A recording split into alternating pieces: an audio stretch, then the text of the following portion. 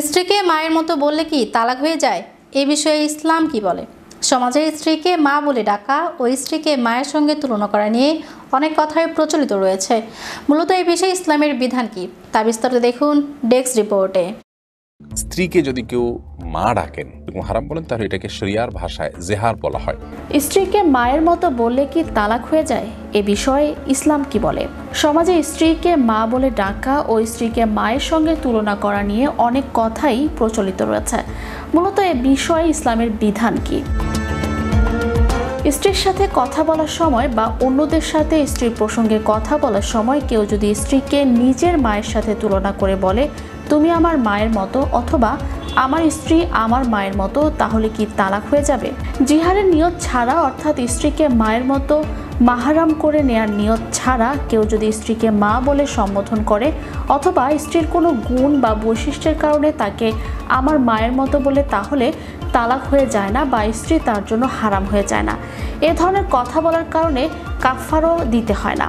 তবে স্ত্রীকে এভাবে মা বলে ডাকা বা মায়ের মতো বলা নাজায়েজ, তাই ইচ্ছাকৃত এ ধরনের কথা বলা থেকে বিরত থাকতে হবে। ইসলামের জিহার হলো স্বামী কর্তৃক স্ত্রীকে হারাম হওয়ার ক্ষেত্রে তার কোনো মাহারাম নারীর সাথে সাদৃশ্য দেয়া, অর্থাৎ স্ত্রীকে মা বা বোনের মতো এমন কোনো মাহারাম নারীর সাথে তুলনা করা যে নারী তার জন্য চিরস্থায়ীভাবে হারাম। যেমন স্বামী যদি স্ত্রীকে উদ্দেশ্য করে বলে তুমি আমার জন্য হারাম, যেমন আমার মা হারাম, অথবা বলে তুমি আমার মায়ের মতো বা তুমি আমার বোনের মতো, তাহলে তা জিহার হিসেবে গণ্য হয়।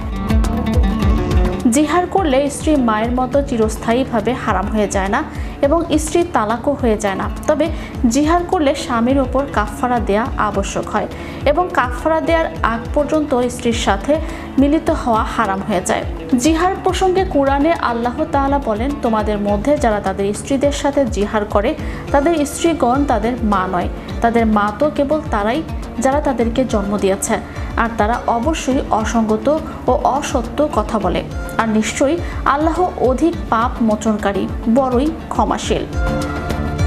জিহারের কাফফারা হলো প্রথমত সাধ্য থাকলে একজন মুমিন দাস মুক্ত করা, দ্বিতীয়ত দাস মুক্ত করা সম্ভব না হলে ধারাবাহিকভাবে 2 মাস রোজা রাখা, তৃতীয়ত ধারাবাহিকভাবে 2 মাস রোজা রাখা সম্ভব না হলে 60 জন দরিদ্র মানুষকে খাবার খাওয়ানো। Channel Europe news desk.